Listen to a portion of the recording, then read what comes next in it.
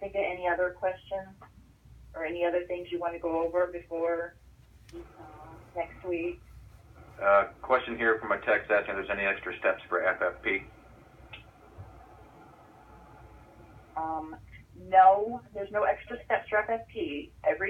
But you still have a prepare order for your FFP. So okay. When they order FFP, we're going to get an order in the Cerner with the number of units, the same thing you saw in the red cell, number of units, date needed, transfusion indications, and you result it out in blood bank result entry the same way. When you pull up that prepare FFP, all that information is defaulted in there for you. They're ready to go. You just have to hit verify and verify that the number of units and that it's ready. That's what goes back to Epic, and then dispense your product as usual. Same steps. For every single product that you have, it's the exact same steps. You complete the prepare order, and then you dispense your product.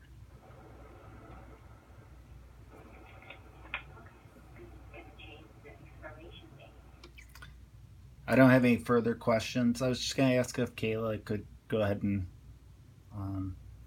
complete the administration on that product if she has the sheet. I don't think I have any scans, but I can type it in. That's fine. I probably should have told you guys this in advance, but I'm recording this session as a training tool for my staff. So. Oh, thanks, David. Yeah, thanks, Dave. I don't ever want to hear my own voice.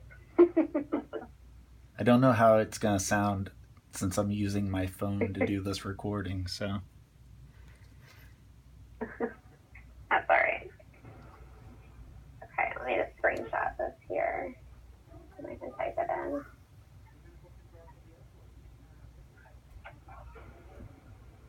I'm going to log in as the nurse.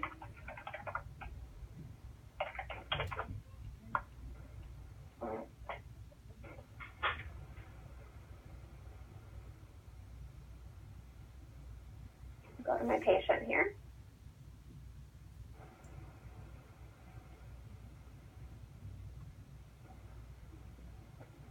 Just a quick tip, nursing has this blood administration navigator. They go from top to bottom to fill everything out. They won't miss anything for their pre-transfusion documentation. And then we want to make sure that they fill out these pieces before they click release for their transfusion. This is what prints on your form, the form that prints the blood bank to tell you that they're ready to come pick it up.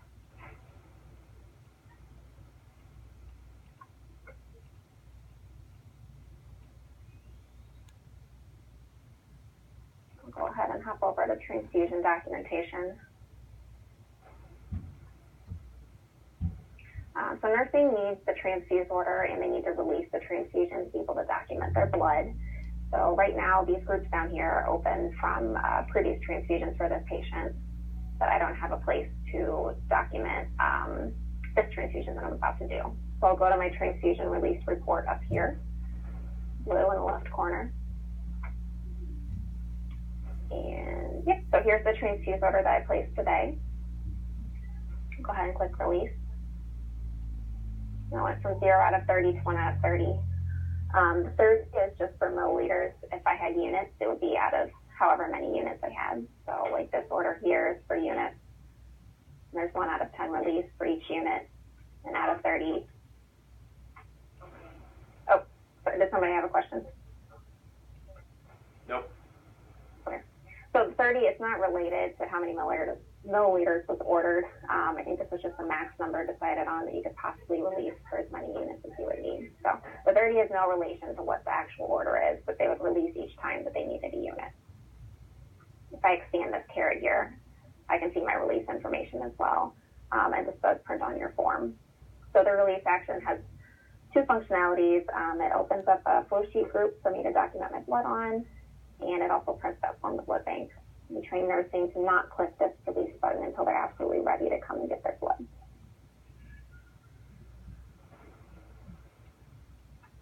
Okay, scroll to the bottom here, and I can see my new action row and flow sheet group so that I can document my blood. Click on this little syringe. Here's where I scan my patient. I don't have a barcode, so override. And then here's where I would scan my unit number, type it in. I'll go ahead and type it in now.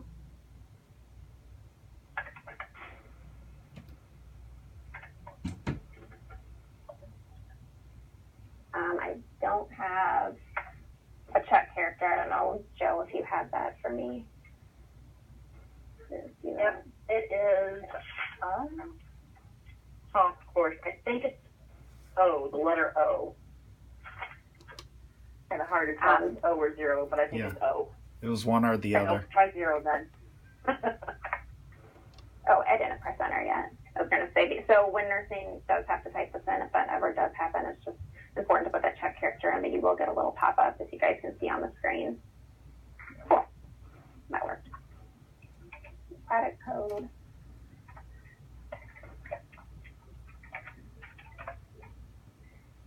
And then my blood type and expiration fills in. Whenever I do have to type, I'll get a little drop down to ask why I didn't scan this bag of blood. So I have to choose something there.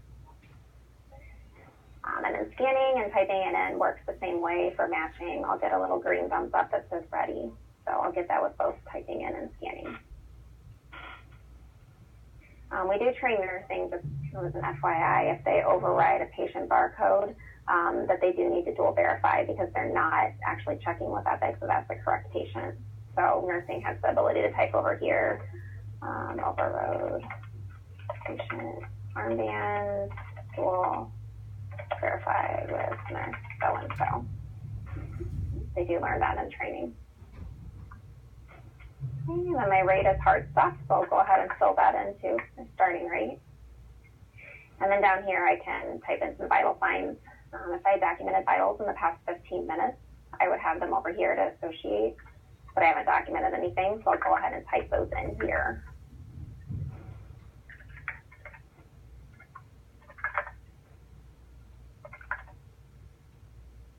Okay. Then go ahead and click accept.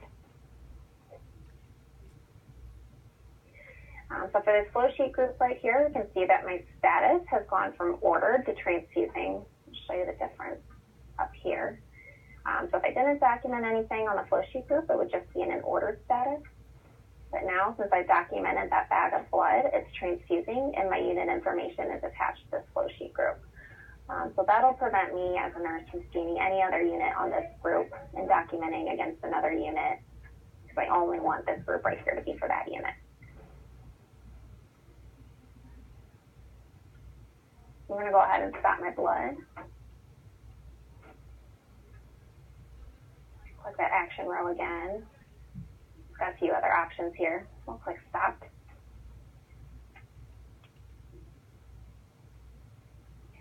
And again, when I go back into my BPM screen, all of this information is grayed out. So again, that will prevent me from scanning another bag of blood when I actually meant to scan my first one. Rate is 0. Then here's an example of what I meant with the vital signs. I could actually go ahead and click this checkbox and associate those if I wanted to. You type in a volume as well. Then nursing does have a couple of options to accept and complete or accept. You teach them to click accept and complete will collapse the flow sheet group by default. They can get it back, but clicking accept, if I do that now, will allow me to document if I suspected a reaction right away.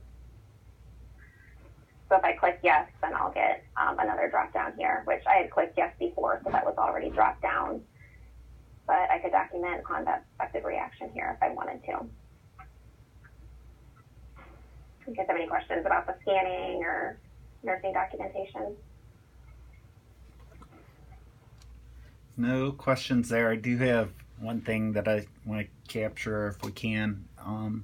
So on a couple of the orders, we had orders by mills, and I would just like to capture how they close that out once that order's been completed, if they have outstanding releases. Yeah. Yep. So let me go back to the release report so we can see David's talking about down here. So maybe I've released a few of these. I'm done transfusing my milliliters and I'm ready to get rid of that order. We do train nursing to go ahead and discontinue that order. You can see here that that's just going to hang out with 30 releases for nursing, and we don't want anybody to get confused and think that there's more blood to be administered. So nursing is trained to go ahead and go back to their orders.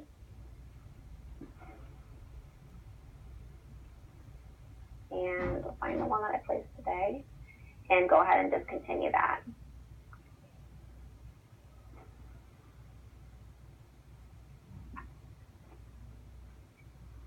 And say treatment complete for that.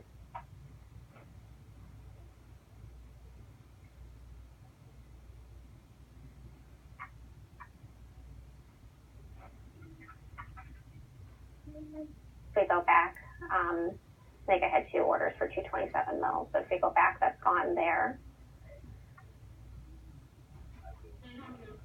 And then we can see that my canceled transfusion, the one that I just discontinued, is down here. So I don't have any other actions for that transfusion. So no confusion for anything else to be transfused.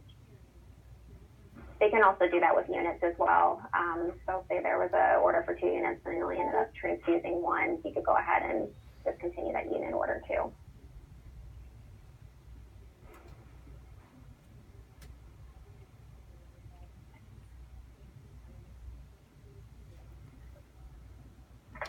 I think that's Any other questions? all my questions for today. Could you go back and how does the nurse know whether they need to collect a type and screen again? If there's not one still valid? Oh, you mean during ordering, the ordering process? Yeah. So if I were to pull up my order set, and since this patient just had a type and screen resulted, it won't pre-check. But here in the order set for blood, this type and screen, if we didn't have one in the past 72 hours for anybody over 120 days, this would be pre-checked. And by pre-checked, I mean it comes over to your shopping cart. But since this patient just had the type and screen resulted by Joe, that's collapsed and not pre-checked. If it's extended past 3 days, will it still not show up? So you mean for like pre-surgery? That's a different order set altogether. Okay. Yeah. Mm-hmm. Yeah, so we've actually got our extended type and screens in our pre and mid order set. Let's see. There we go. And this is my children's patient, so there's a. So if they come into surgery on 30 days, but they come into surgery on a different encounter, will they be blocked to order a type and screen then? Yeah, so they'll use different orders, and it's an ambulatory order here, so it'll automatically be pre-checked anyway. I'm sorry. So if we extend this type and screen here, the day of surgery under a different encounter, the type and screen will not show up if it's still valid. So you mean like if say I ordered my extended type and screen, and then they arrived for their surgery, and I pulled up, they probably wouldn't be using this regular blood order set. They'd probably be using one of the pre-op order sets instead, or their intra-op order set, which doesn't have that logic built in. So it's just our blood order set here that has the type and screen logic. But if they were to pull it up, then it would still pre-check for an extended. But again, they probably wouldn't be using this. Does that answer your question? Does that make sense? Sorry. So they will know if they have an extended type and screen that they do not need to collect? Yeah, so they'll be able to see that in chart review, the type and screen. They could see when it was drawn, that it was resulted. Yeah. But it won't, I mean, they'll still be able to order it even if there is one that's extended? They'll still be able to order it, yeah. So, that logic is just in our regular blood order set here. We don't have it built out like all of our order sets. The process now, we send up a form every morning and tell them what they need to collect, either type and screen or a confirmation. Mm-hmm. I'm trying to figure out our workflow with Epic and know what they know. If we're going to have to still